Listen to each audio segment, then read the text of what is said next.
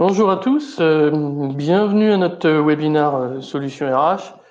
Externalisation et digitalisation de la paye, les leviers de performance RH. Donc on va commencer ce webinaire, on va attendre que les personnes se connectent une à 2 minutes, puisqu'on sait très bien que effectivement que chacun se connecte, règle son volume. Voilà, allez, on y va. Sur le sommaire, donc sachez que c'est un webinaire qu'on avait déjà présenté avec Sandra au mois de juillet. Et puis, j'ai envie de dire, les enjeux en termes de paye restent toujours d'actualité avec les mesures liées au Covid-19. Et puis, beaucoup d'entreprises nous ont sollicité en mode crise. On constate que les gestionnaires de paye en ce moment sont encore en tension. Donc, on a pensé qu'il était pertinent de vous représenter ce webinaire. Donc, au sommaire, on va aborder différents points pour sécuriser les processus RH de l'entreprise dans le cadre d'une externalisation. Donc, le premier point, c'est pourquoi il n'a jamais été plus pertinent d'externaliser la fonction paye. Le deuxième point, c'est si on pensait le cycle de paye comme un plan de continuité d'activité. Et puis enfin, les fausses idées et les vrais enjeux. Donc pour m'accompagner dans ce webinaire, je vous présente Sandra Zellus. Bonjour à tous.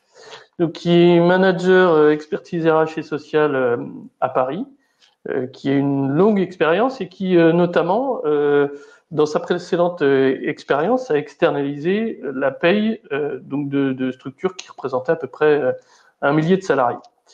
Et puis, je suis également accompagné de Frédéric Loury, manager expertise RH et sociale. Bonjour Frédéric, basé à Angers. Et Frédéric, on va la faire intervenir plus particulièrement sur la paye fractionnée et puis tout ce qui est indemnisation de l'activité partielle, où on a une véritable problématique. Et enfin, je me présente, donc je suis Philippe Cabon, le directeur pôle expertise RH et sociale du groupe Baker Tilly Strigo. Je vais donc donner la parole à Sandra sur le premier item, sécuriser les processus RH de l'entreprise demain. Oui, en effet, on vient de traverser une crise majeure qui a pu bousculer la gestion des ressources humaines. Après ce choc, il est indispensable d'en tirer les enseignements et nous allons vous proposer des solutions. Alors, concrètement, aujourd'hui, nous sommes dans un environnement VICA qui dure, volatile, incertain, complexe et ambigu. C'est une notion qu'on aime bien chez Baker Tilly Strigo, particulièrement au niveau du social, puisqu'effectivement, on pensait avec les vacances qu'on allait pouvoir repartir sur un rythme normal, entre guillemets, ou je dirais dans une perspective de reprise. On voit bien que désormais le scénario du pire est possible et qui peut se reproduire. Donc il faut réapprendre, repenser sa stratégie, accompagner les collaborateurs dans ce contexte.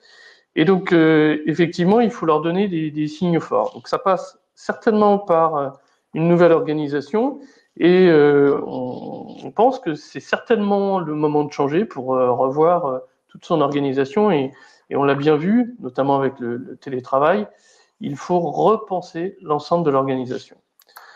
Donc, Sandra, aujourd'hui, est-ce que produire la paye, c'est encore pertinent ? Alors, c'est effectivement la question à se poser. Vos collaborateurs ont pu peut-être montrer leurs limites en termes de compétences ou en termes d'intérêt pour la production de la paye. Vous avez également pu avoir des collaborateurs gestionnaires de paye en arrêt maladie ou avec des problèmes d'accès aux locaux pendant le confinement. On peut également se poser la question de savoir s'il est pertinent de maintenir un collaborateur isolé dans un contexte aussi difficile avec une législation aussi fluctuante et difficile à décrypter.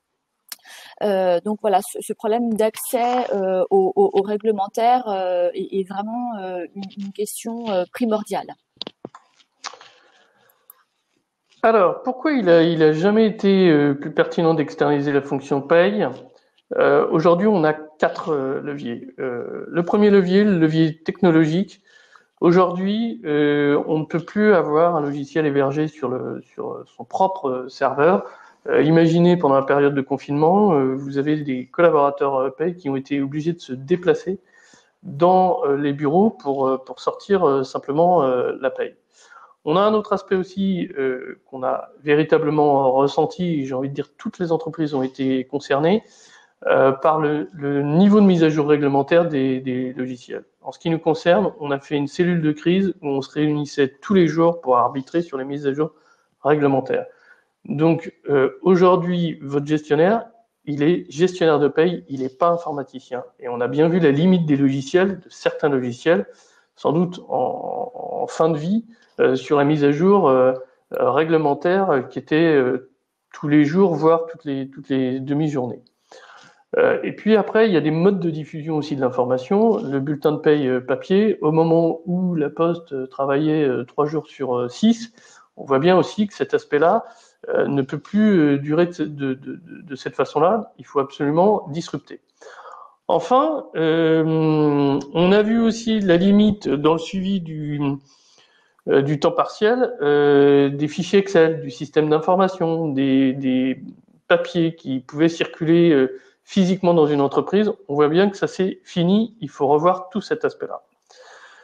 L'humain, donc Sandra, tu l'as cité tout à l'heure, votre collaborateur aujourd'hui, rester tout seul, c'est dangereux. On a connu des entreprises clientes qui ont perdu leurs collaborateurs paye, tout simplement, parce qu'ils ont décidé d'arrêter le métier de gestionnaire de paye.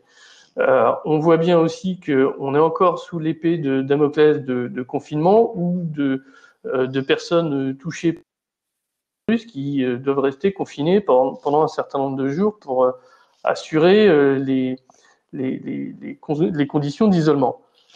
Bref, le levier humain, il est à prendre en compte aussi dans le fait qu'aujourd'hui, il peut y avoir un risque de déficit de compétences qui n'est pas forcément lié à la personne, mais bien lié au contexte. Et puis, on a les deux autres leviers. Sandra, tu vas nous les développer. Oui, on a également le levier gouvernance et pilotage qui est très important, qui est en fait la capacité à prendre des décisions rapidement à partir de la fonction RH paye. Par exemple, le maintien de salaire, l'activité partielle, le PGE. Et enfin, le dernier levier, c'est le levier organisationnel, qui est la capacité de maintenir les mêmes process à distance. Qui fait quoi dans un contexte dégradé? Le principe de substitution, quel relais?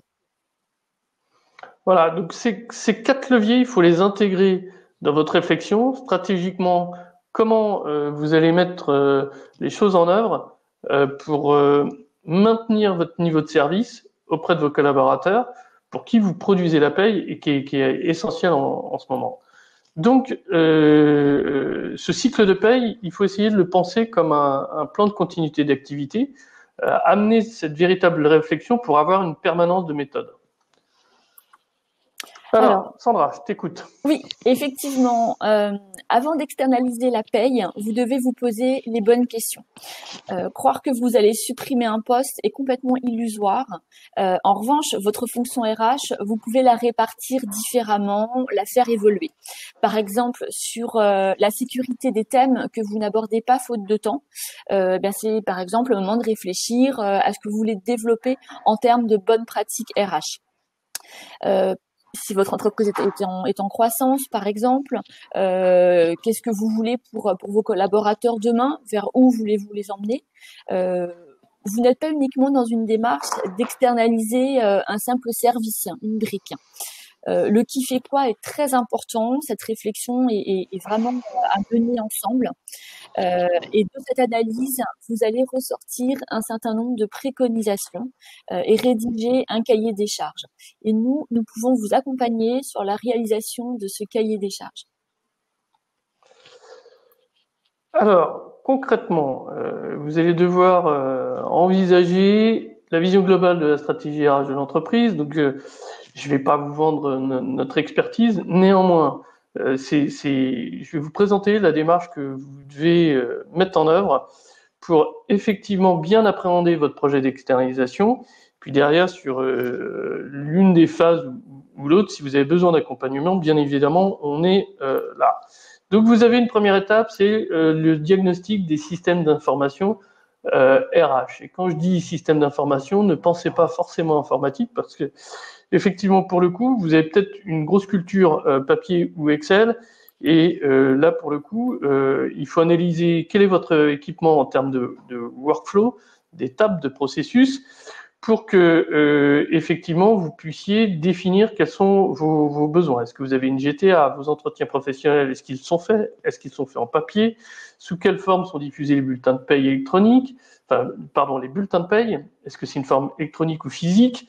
Les notes de frais, enfin voilà, vous avez ce premier diagnostic. Ensuite, l'étape numéro 2, ça va être le diagnostic de l'administration du personnel.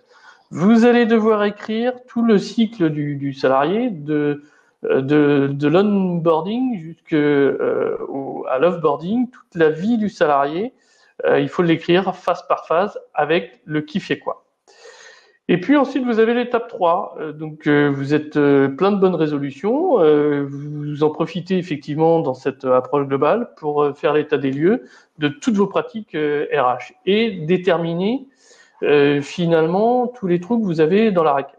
Donc, on peut vous accompagner sur cet aspect-là. L'idée, c'est d'analyser tous les points que vous mettez en œuvre aujourd'hui, tous ceux que vous devriez mettre en œuvre, en déterminant un plan d'action. Et il est possible aussi que vis-à-vis de ce plan d'action, vous revoyez également votre diagnostic SIRH. Enfin, le dernier point, ça va être effectivement de faire un audit de paye en analysant tout ce qui est bulletin de paye et DSN. Donc là, c'est véritablement notre métier et c'est le préalable à pouvoir externaliser les payes dans de bonnes conditions. Voilà. Ensuite, une fois que vous avez réalisé ce cahier des charges, vous avez effectivement les éléments en tête pour pouvoir procéder à soit l'externalisation de la paye, soit la gestion interne de la paye. Quand je dis ça, c'est que à partir de l'analyse préalable, vous allez pouvoir constater que finalement, vous avez peut-être tous les éléments pour conserver la paye en interne. Donc, vous allez devoir effectivement à minima sécuriser la partie logicielle, c'est ce qu'on a évoqué précédemment, notamment par le biais de la mise à disposition d'un logiciel en mode SaaS, avec des éditeurs qui ont des versions récentes, avec une veille juridique véritablement dynamique.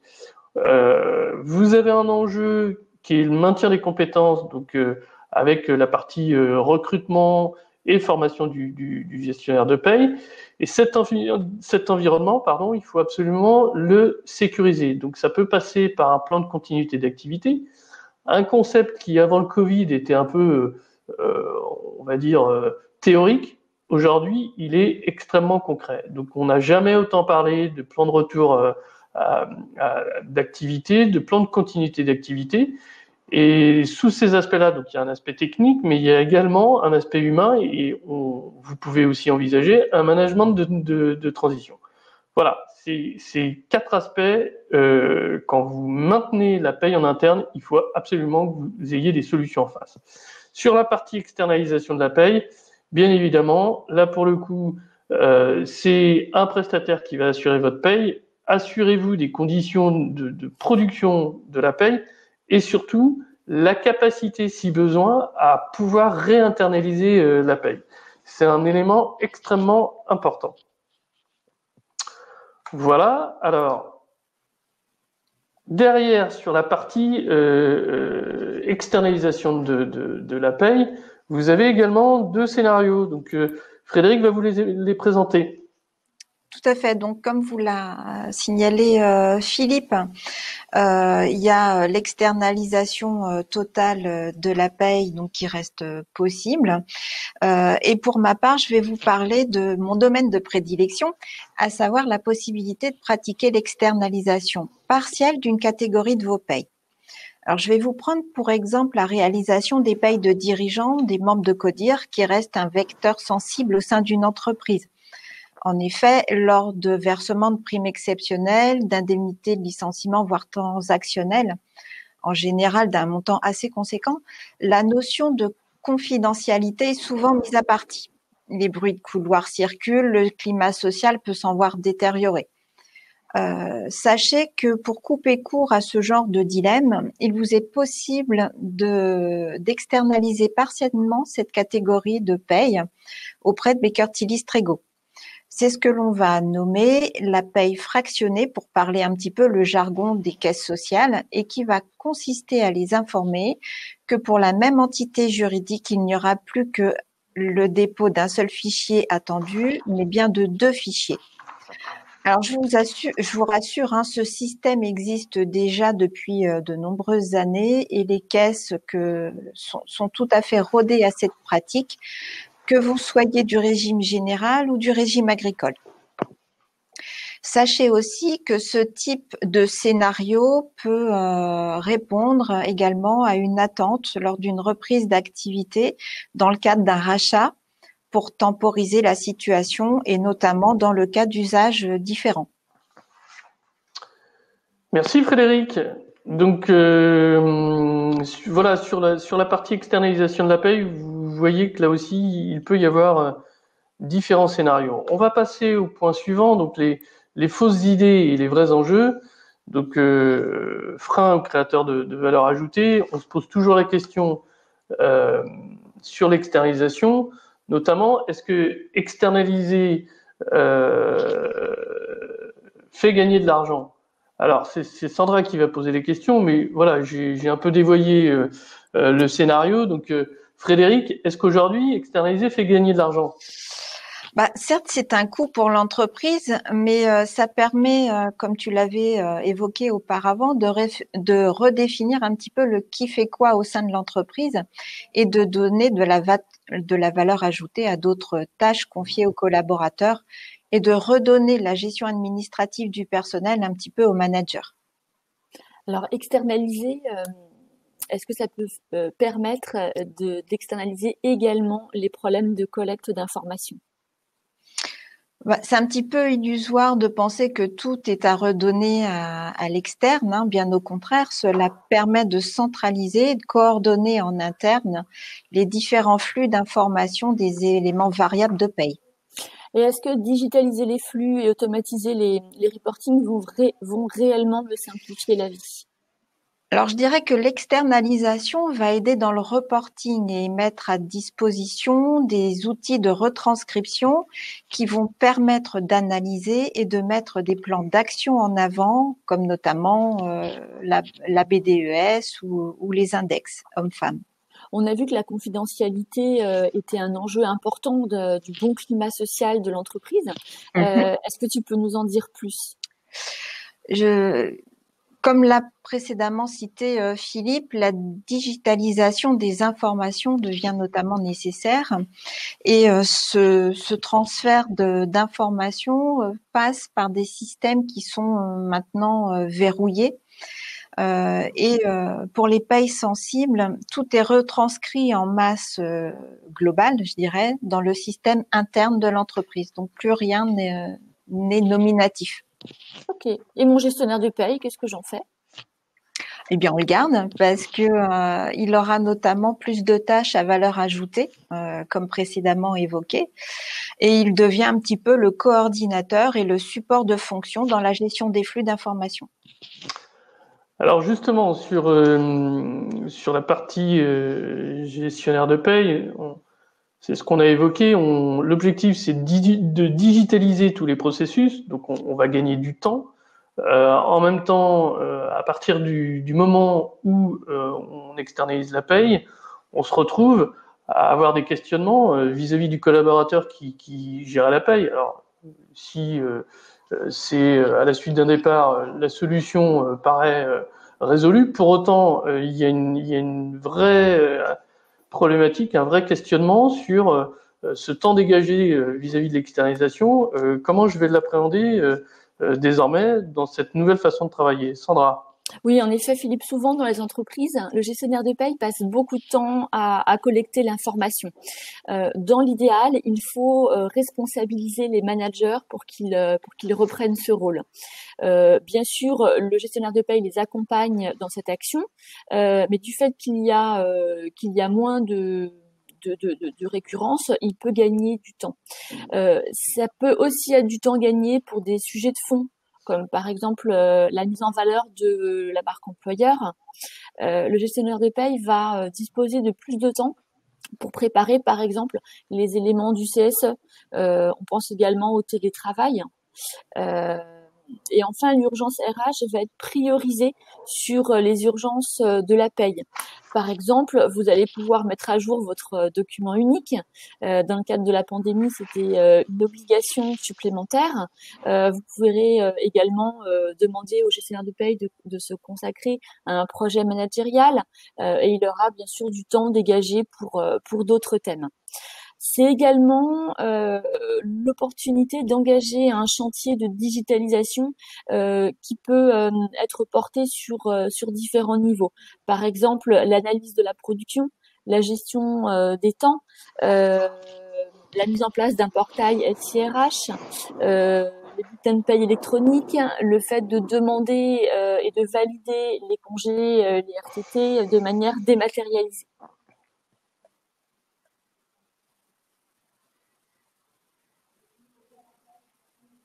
C'est bon, Sandra, pour toi? Oui. Oui, alors excuse-moi, c'est que j'ai cru qu'il y avait une coupure technique. Non, Merci, bon. Sandra. Je t'en prie.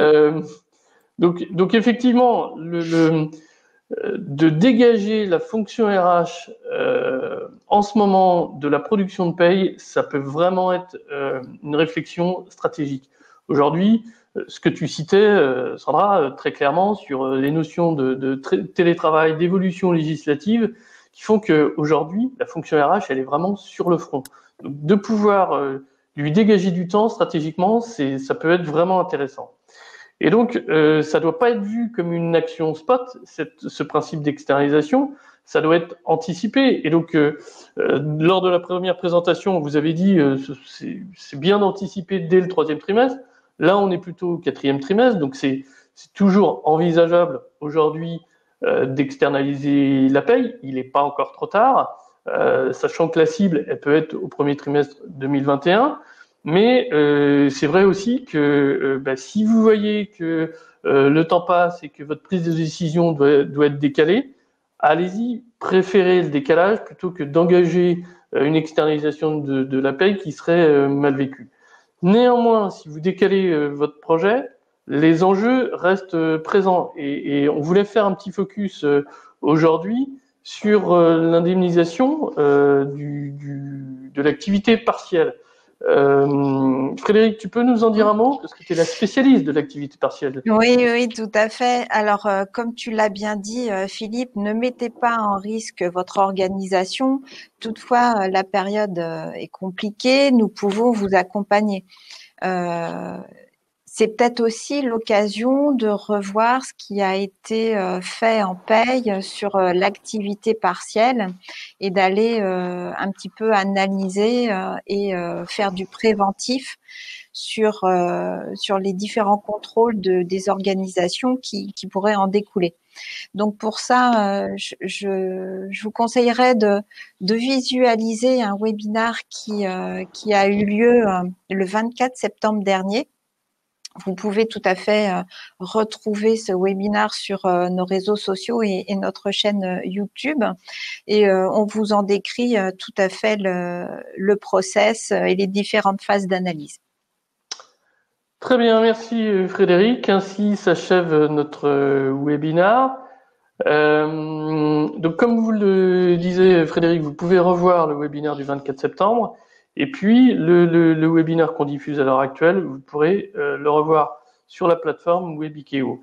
Est-ce que les participants ont des questions?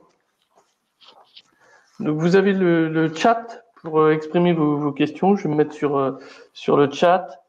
Alors, il y avait des petits problèmes techniques, a priori, qui ont été résolus. Alors, n'hésitez pas, écrivez vos questions.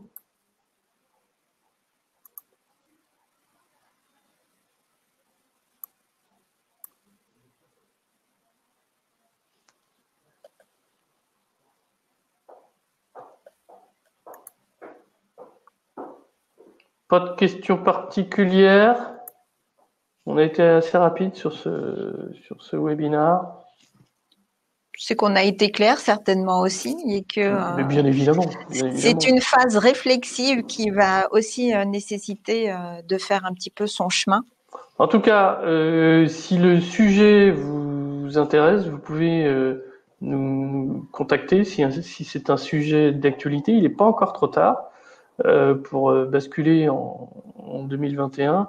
Donc dans ce cas-là, n'hésitez pas. Vous pouvez nous appeler, nous envoyer un petit mail pour qu'on puisse réfléchir avec vous sur vos projets d'externalisation. Donc, comme il n'y a pas de questions, je vais conclure ce webinaire et je vous souhaite une bonne journée. Bonne journée. Au revoir. Au revoir.